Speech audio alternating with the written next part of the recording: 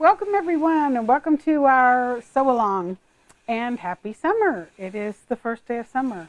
And so tonight we're going to be doing a little bit of review and talking about a few things with our Duck Duck Goose project, which I don't have everything all lined up, but we are going to be talking more about flying geese and how to assemble groups of geese. And we'll be talking about that a little bit later. First of all, I wanted to make sure that everyone knows that we have, I realized something's missing off my page and I don't know if it's gone or what. Let me see if I can retrieve it. Well, it's gone. I was going to say that on the page close to my face is our contact information, but I will put it in the comments. Just in case you're new to watching us, that way you know how to get in touch with us. And everything I demonstrate with, we sell here in the shop. So I'll put a link to our shopping cart or online shopping, so you can look at the different things that we are working with. And some things I use just as they are described in the packaging, and then sometimes I do a little tweaking. And if you've been watching very long, you've seen that I draw lines on my tools. Sometimes I put tape on my tools. So things like that can just serve to help you, because you're going to get better projects if you have the right tools for the job. So Tony's not here tonight monitoring. So if you have something to say to me and I don't answer you right back, I will look back and see what comments. And so I've got a lot of good evening from different places. And for some reason there's a button there on top of one of the good evening from, and now I can't see where they're from. So technology, isn't it wonderful?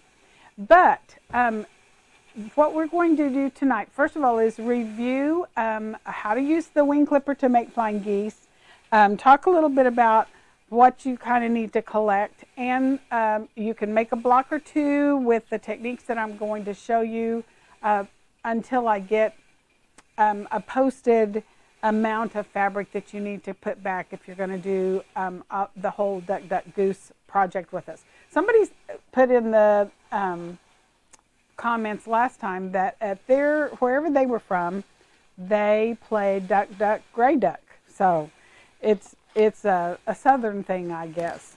So first of all, I have some of my geese made, but before, I forgot. Behind me is still the economizer project, but I have a couple of other projects to show you. If you have seen on our website, or if you got an email from me that says we're going to have some real live classes, if you're local, you can come here to the shop and take them. If you are not local and want to take them via Zoom, that's also an option. So that's coming up. Some of the projects I had the samples ready for. One of them I still don't have the sample ready, but I've almost got it ready. But I thought you might like to see one of them. I got the borders finally on. The tilde yardage came in this week, and I was waiting for the tilde yardage to come in. So I finally got a border on the heart quilt, and it's across the room, so the colors aren't as vibrant as they are in real life, but that is the tilde charming hearts. That project takes 2 charm packs and a background and whatever you want for borders. And that actually has a charm pack from the Cotton Beach line and a charm pack from the Windy Days line, and then the border is a Cotton Beach print. Then on this one, I'm going to try to do this without making you sick, because I've got my cameras pointed different ways.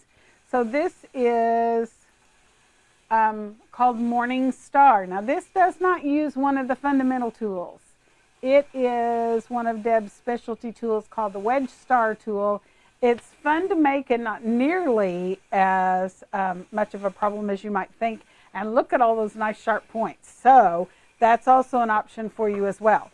So look for Morning Star. I haven't decided if that's the name I'm going to stay with for that project, because I'm thinking maybe Dusk to Dawn would be a good name. I haven't really decided, but it's got kind of a dark ring around the outside of the blocks plus a couple of borders.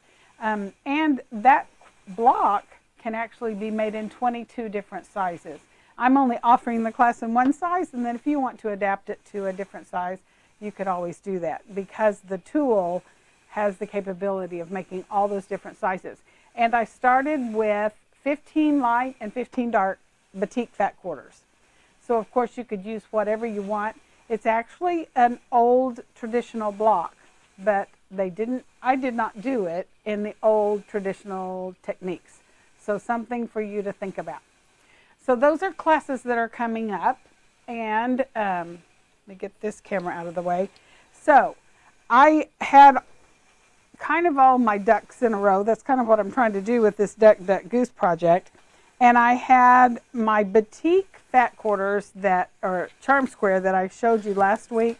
And I said with this size of, I've got my, let me move this picture out of the way.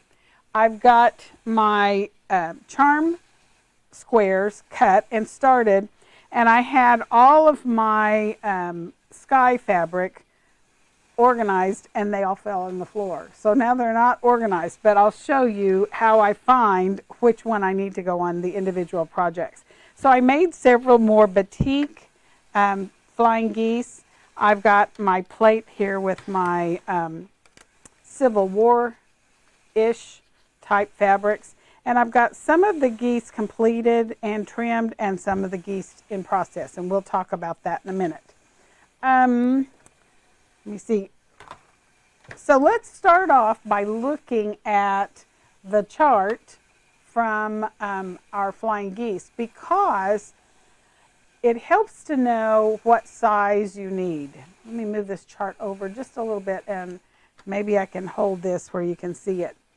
For the different size of geese, you're going to be using the chart to determine what size squares you need. And the white paper that comes on your tool tells you what size squares you need to cut. But you'll get to the point, if you use this tool very much, that you'll become familiar with the sizes, especially if you're like me and you make the same sizes a lot. You'll get to where you really don't have to refer to the chart. But I also put on this particular chart, up on the top right corner of the chart, you start with a large square 1.5 inches wider or bigger than the width of your big triangle here. So the width of your goose, 1.5 inches bigger. And your small squares are 1 inch bigger than the height of your goose. So, and that explains that on that chart. So if you want to take a screenshot of that, now would be a good time to do that. So it will kind of give you a quick, at a glance technique for how to put the squares together to make the Flying Geese, and then how to arrange your trimming. So also remember, there are left-hand instructions for all of the tools. I do right-handed cutting, but you may need the left-hand instructions.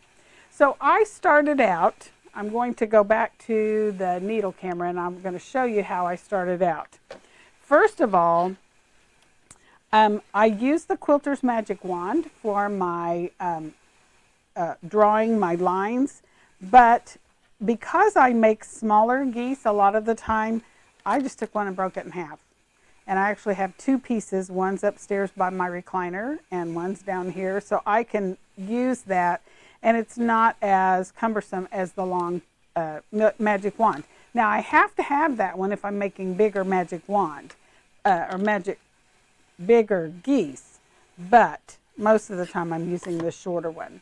Also, something we didn't really talk about last week, so I'd like to kind of review that, is what do you use to mark with? And of course you can use a pencil. Depending on the color of fabric you're using, you might even be able to use the white chalk markers. But whatever you use, you want it to be sharp all the time. Like a regular pencil that you have to sharpen, what happens when you use that, pretty soon it gets pretty dull. So So if you're going to use a pencil, you want to use like an Eversharp mechanical pencil type pencil. I don't use a ballpoint pen, but you could. And you could also use the friction pens. The friction pens disappear with heat. The only problem with that is if you ironed it before you're ready for the marks to go away, then you kind of got a problem. So you want to be sure to not press that until you're ready to actually get rid of the marks. So I've got the line on my Quilter's Magic Wand, and it's going point to point on my smaller square, and I'm going to draw both lines on. And I just sit down and do a bunch of these at a time because I assembly line, so it's more efficient. I get a lot more done, and so that's the way I roll. So I'm going to just draw my lines on. And you'll notice my Magic Wand has a few little squiggles on it where I draw on it. And I typically have a mat close by that I can use. You could also use a piece of paper. Some people use sandpaper because they feel like their squares are more stable if they're on top of sandpaper, and that's perfectly fine too. So I have my start of my squares, and I've actually already done a lot of them, so I didn't mark very many for you.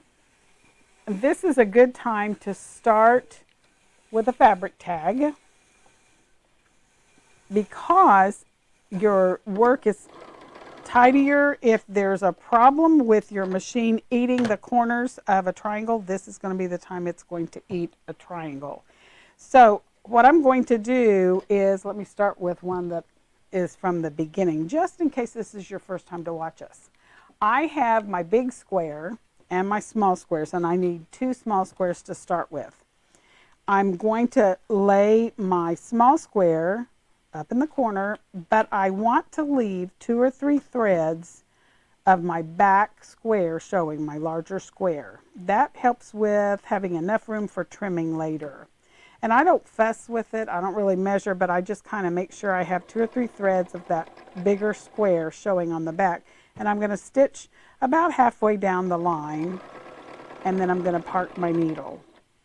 And then I'm going to grab the next one and lay it on, and this time I've got 2 or 3 threads showing here on the back square, and it's going to overlap. If I've drawn my lines well, they should just line up, and I'll go from one square to the next square and just stitch all the way to the end.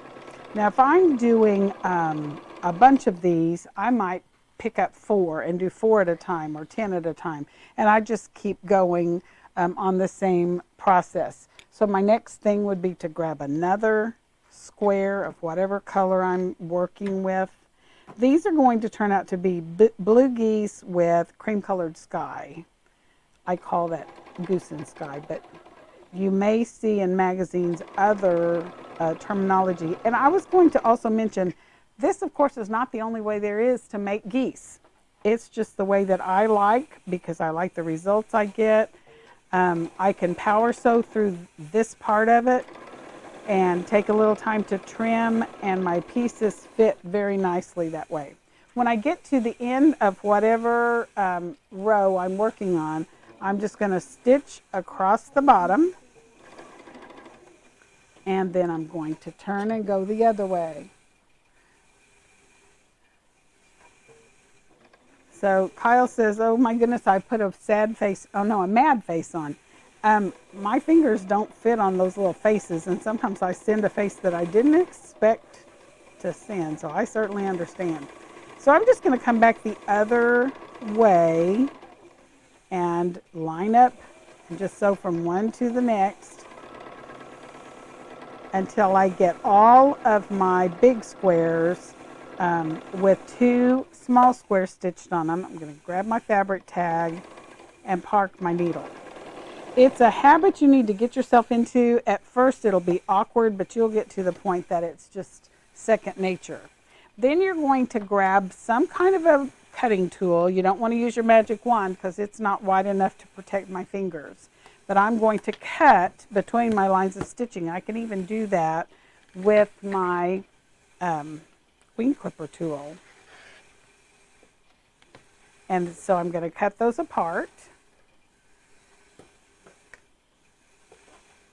one, and just start a stack of them. Now, one thing I would caution you, when you're cutting these apart and taking this to the ironing board, this is where some people skew their Flying Goose because they're a little heavy-handed with their iron. So I like to just kind of give it a quick little finger press along that seam because that's a bias seam. And then I can just set my iron down on it and I'm ready to go. If you're using the acorn pressing pin, this is where you would use it. And I'll use that in a minute and show you because I've got a whole bunch of these ready to show you what comes next. And I think I'm just going to grab 4 of them. Yeah, we'll do 6. So I have a whole stack of my squares with the lines already drawn on them. You may not be able to see them in the camera. The other thing about that is you want to draw only as dark as you have to be able to see your line. This one you can see a little bit better. Because I've never had an issue with my line showing through, but if I was sewing a really light colored goose and a really light colored sky part, and I'm using a dark pen and I'm just not paying attention, it is possible to draw my line dark enough that it shows through. So you want to be careful about that. So I like to use the point of this unit through my machine first and line up my square. Again, you're going to leave that little bit of room behind it. If you've seen this technique in magazines, a lot of times they'll have you cutting 4 1/4 for this square and 2 3/8 for this square. If you just add that extra 1/8 so you're not cutting something at an 1/8, it makes it a little easier to work with. And then that's why you have that little extra space showing on the back side of your square. Now on this happens to be part of my selvage. It's going to end up in my seam allowance. And once I trim this, there may be a bit of this showing, but once I stitch this into my project, you won't see any of that seam allowance. But I did make sure I cut off any of the parts that's woven tighter because it just doesn't play nice in your project. So I'm going to stitch just from one to the next. And if you feel the need to pin, you could certainly do that. Just don't forget to leave your space back there. You could put a pin in that if you feel the need to. You could also use a seam glue or a seam-align glue is an Acorn product, or a basting glue like Roxanne's or Apple glue, those kinds of things. If you feel the need to pin it or glue it, baste it in some way. I tend to just lay it on there. Okay, so now this one, this is the selvage. I don't know if you can see that, but that's the part that's woven real wonky. I'm not going to be happy using that. Unless when I trim it, I get rid of all of that woven part that's just real tight where the machine puts the threads there to create the fabric. I'm going to go ahead and stitch it through here and we'll see how much of that actually gets cut off.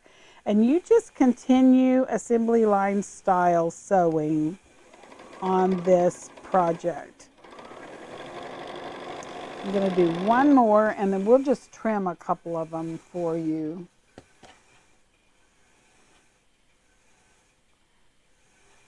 And if I don't get your question answered on our live post, I'll answer it later if you have questions. So I'm just going to turn, stitch across, and come back the other way. Sometimes I don't go quite far enough and I've got to move over a little bit, which is what I did.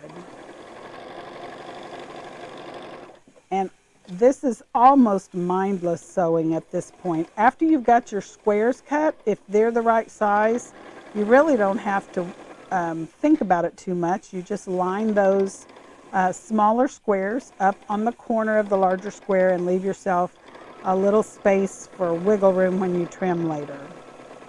So this is the one that I pinned. If you do pin, pay attention that you don't ram into that pin when you come back. Sometimes you might want to just take it out when you get there, because that square is stabilized with that first row of stitching that you've got on there. And we're going to stitch one more, and then we're going to talk about how you would assemble several geese together, how you know where to press and that sort of thing, and some of the blocks you could make with what we've already done. So far, all you've needed to cut to create a block is 3 sets. Each time you make a set, you're going to have 1 large square and 4 small squares, and that's going to make you 4 geese. And so we've made 3 sets was what we were aiming for last week and this week. So now I'm going to take this to the overhead camera, and we're going to cut those apart. Before I do that, I'm going to take a real quick peek and make sure there's no, well, this fun thing. I see happy summer solstice from several people, and we're so glad that everybody's here. And somebody said back up a bit. Okay, Leanne, tell me what you need clarification on.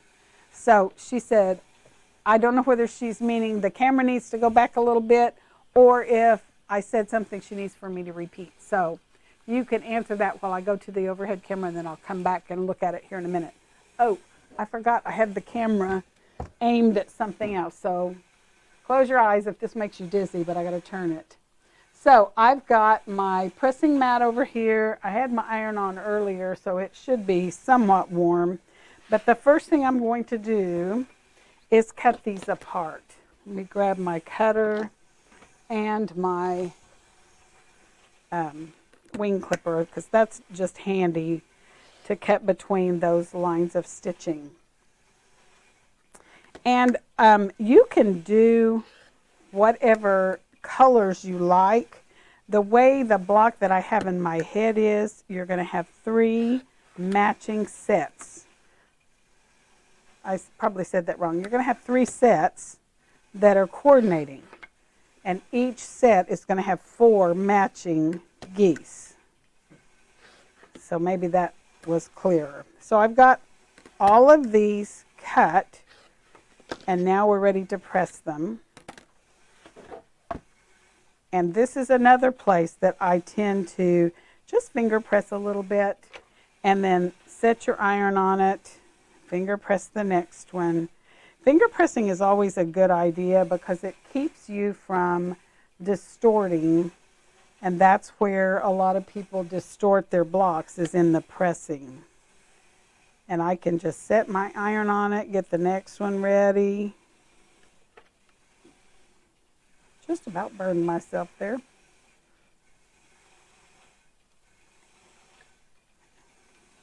And by the way, if you decide to take a class, you can sign up for the class online from our website, or you can call the shop and we'll get you signed up.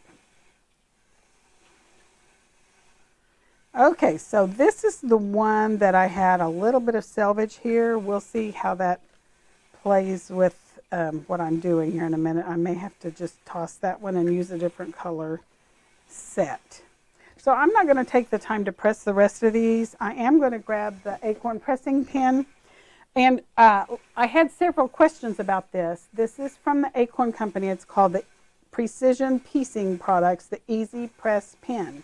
It comes hollow, and you fill it with their Easy Press fabric solution, and you just put a swipe of that on your seam, and it's like magic. It is basically a starch type product that's only going on your seam, so you don't distort the edges of your block or your unit. If you've ever used a spray starch or a starch type product, and you spritz whatever you're working on with your spray starch, it can distort the whole unit. And if it's a unit you've already trimmed, then you've got a problem and your pieces are not going to be as precise as you like. somewhere I've lost, oh no, there it is. I started to say somewhere I've lost my other red one, because I should have 4 of each one. And we're going to do the last one.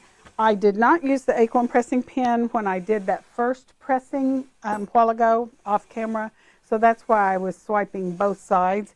If you are doing your acorn pressing pen on this unit, then you only have to do the last seam you added. So that is an option as well. So I'm going to put these away and I'll do them later. Now we're going to look at how you trim, just as a review. You're going to point the valley towards you if you're right-handed. This line is always going to go on the right seam, and then one of these lines, according to the size you're making, is going on the opposite line. Now, I have distorted this a little bit, and I want to show you how I fix it. First of all, I've got a unit here. Let me I'll put this line on just so you can see. When this line is in, this line is not lining up. That means that I've got my goose too wide. So I can actually take that back to my iron, and sometimes it's just a matter of holding on to the edges of the goose and kind of giving it a little tug as you press toward the center. And I wasn't very careful when I was cutting that or pressing that the first time. That's how that happened. And sometimes you can get it in place and kind of tweak it till you get it where you want it, and hold it in place till you get it trimmed. And then when you stitch it into the next seam, that kind of tames it. So there's my first goose. I'm going to trim up and over. Now if you're left-handed, you're going to point your goose to the right, and you're going to turn your tool this way. So I'll trim the rest of those later, because I want to show you the ones that I trimmed last week and how I would assemble them to create a block. Okay, any questions so far? Okay, Leanne said she meant the camera, so hopefully you can see what I'm doing, since Tony's not here to tell me I'm off of the camera. Okay, so I have on my, I was going to tell you about this, where I dropped all of my blocks. Now, you have to decide if it matters to you that they are matching. So this particular one, I ended up, these two I did together. And I have matching small squares. So I would dig through here and find the 2 small squares that match, and that's what goes on those. In this one, I actually had this floral print, so that's what goes on this one. So I could go through here and find all of the matches and organize it so I can work with that. I actually did one set of batik ones last week. I'm going to get this out of my way because I only want you to have to look at the geese I've already got trimmed. So there's the geese I did last week. I did one set of batiks. If you're using charm packs, you're going to trim the center square for your big square to 4.5 inches. Then you're going to take one charm square and cut it into 4 equal pieces, 2.5 inches. And you'll have exactly what you need to make a set, which is 4 flying geese.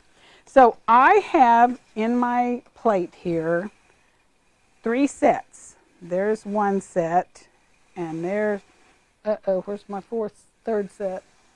Maybe I didn't do that.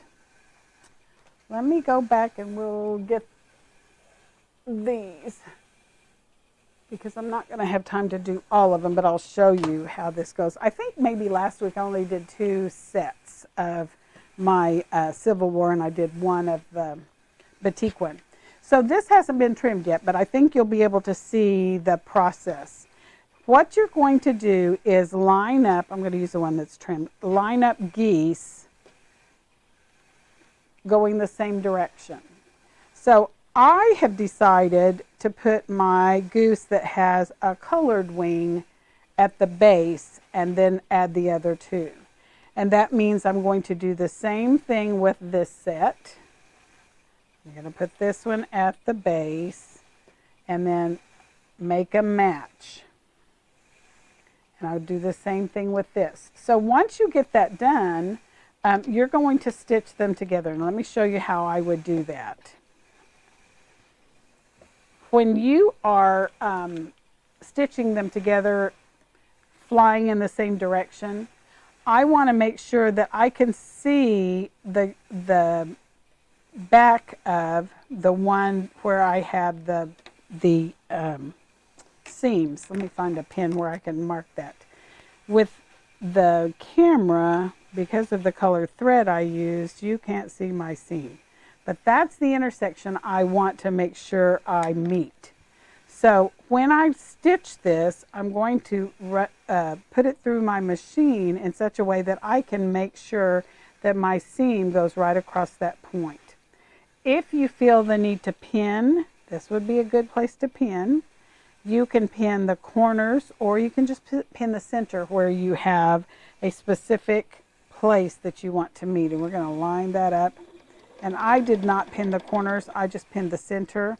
And I can align this and manipulate this fabric as I feed it through the machine.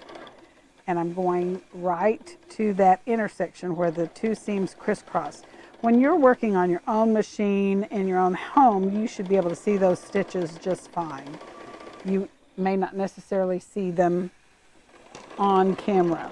So I've got one of my pieces done. If I was doing all four of them, I would just assembly line sew them, but I don't have them all trimmed.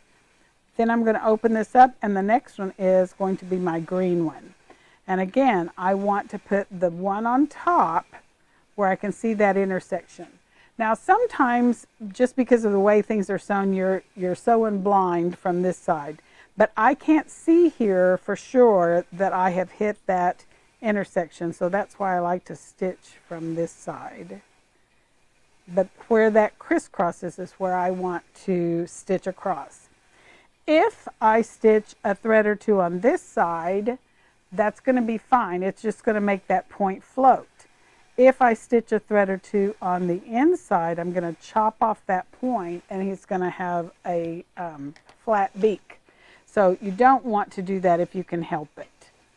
So I'm going to stitch this through, and notice I did not pin. I got it started, and I've got my needle parked, and I can manipulate that fabric so that my edges are aligned, and stitch on through and make sure that I get to that point.